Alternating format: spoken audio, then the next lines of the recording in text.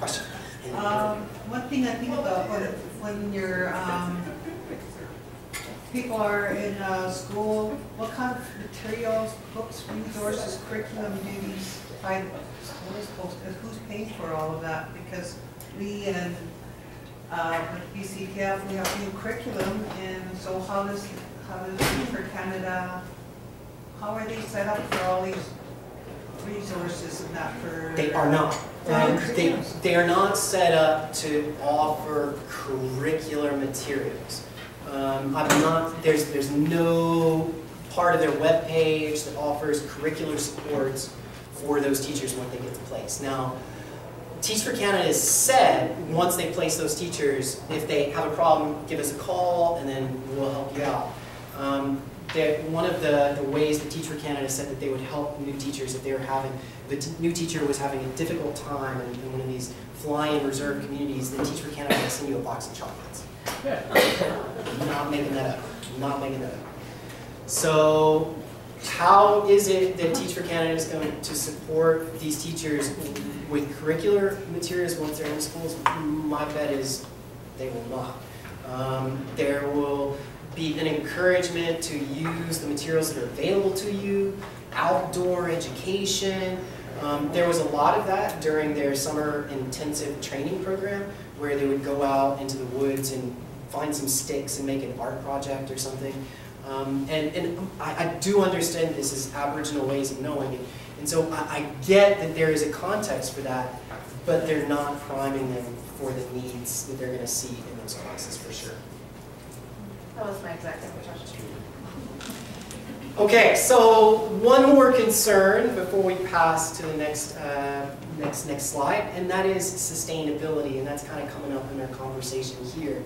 So if one of these band schools signs up with Teach for Canada, is this going to be a 10-year thing that they are going to be dependent on Teach for Canada to place their teachers?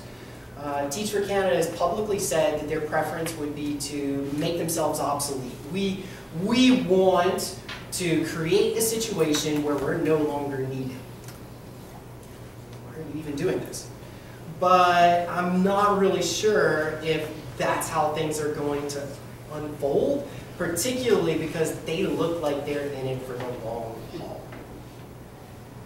Now, recently we've had the Truth and Reconciliation Council. Obviously you guys are tapped into that.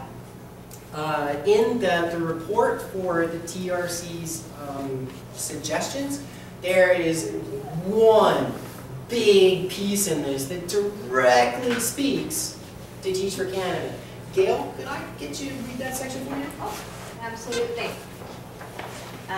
Sorry, I was getting ready to take a picture of your slides. So, yes, it says that we need to eliminate the discrepancy in federal education funding for First Nations children being educated on reserves and those First Nations children being educated off reserves. Thank you. Thank you. In other words, TRC recommends funding, and funding. That's what they recommend.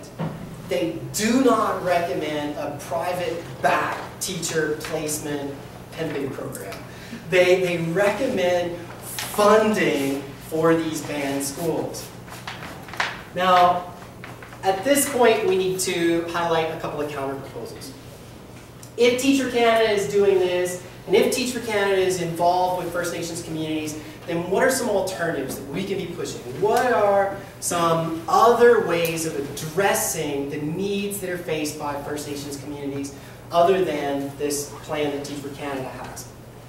Obviously, funding would be a big issue. Schools on reserves, their per student funding can be around a half to a third of what it is in non-reserve schools. So we make a lot of issue about that here in BC, about how far we are below the Canadian average. Well, it's a lot worse in First Nations schools. Now, Teach for Canada is obviously not going to do anything about the per student funding in these band schools, nor is Teach for Canada going to do anything about the resource inequalities in band schools. What do I mean by that? Band schools have no funding for libraries, information communication technologies. So in other words, computers and internet, there's no funding for band schools. So where do the band schools get the money for things like that? They take donations or they don't. So Teach for Canada is not going to address the funding inequalities. Teach for Canada is not going to address the resourcing inequalities that are faced by these banned schools. Nor is Teach for Canada going to build capacity within these First Nations communities. And that, to me, is really where it's at. How can we build capacity in these First Nations communities so that they can raise more First Nations teachers that can teach themselves? How can we support them in that process? That's not what Teach for Canada is up to, though. Okay. Toby, when you mentioned the fact that there's no funding for infrastructure and for computers and for technology, light bulbs go off for me in terms of the corporate backing of Teach for Canada, and I can imagine all kinds of corporate backers who would be only too happy to donate all kinds of infrastructure, but then what the donation is tied to and the strings attached also ring alarm bells for me. Do you have a thought on that? You are speaking 100% in line with the Canadian Teachers Federation, who is saying the exact same thing. There are going to be a lot of private interest who are going to be ready, willing, and able to fill those gaps for us. Yes? Isn't that already happening in sort of the greenwashing of the fracking, petroleum, sin, in like online sort of education out there? Like, is there anything to protect the First Nation education, like ban schools from being inundated with that corporate agenda? Excellent question. Like, Banned legally? schools are not provincial, they don't get their, it's federal funding.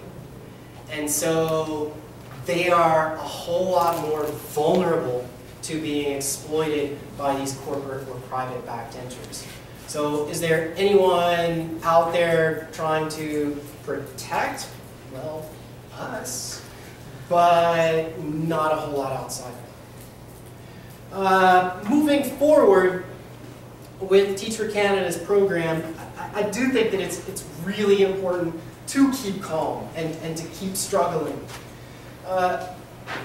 Teach for Canada, there's a big question mark over how much federal support that they're going to get from the federal political parties. As I mentioned, Goldenberg has ties with the federal Liberal Party, and they even brought an ex-senator from the Liberals over to the summer training program. There's been several different connections with the Liberal Party. So there is an open question as to if the Liberals were put in power after the election, would they maybe be sympathetic with Teach for Canada? That is an open question. It's just speculation. There's been no one in the Liberal Party that has directly said, I support Teach for Canada, but there are a whole bunch of fuzzy links that make people go, hmm. Now, the Conservatives haven't really made any big ties with Teach for Canada, nor has the NDP. But there is an open question of how much support would Teach for Canada get from the Liberal Party. Now, Teach for Canada, as I mentioned, they've been very aggressive in reaching out to First Nations communities. And so I would strongly suggest that we should too. That we must reach out to First Nations communities, and we must acknowledge that they do have legitimate needs that are not being addressed by the current policy milieu in Canada. And we've got to find ways of working with them to support public solutions for these problems, because the alternative is more exploitation from private interests. And lastly, I think we should all bear in mind it's coming to BC. And it's pretty much only a matter of time before there will be Teach for Canada folks just sitting in the room with us, teaching with us. And so I would suggest it would be a bad course of action to just say all Teach for Canada is evil, bad, no, stay away. Because those are going to be your colleagues quite soon. And so we need to find ways of working around this dilemma.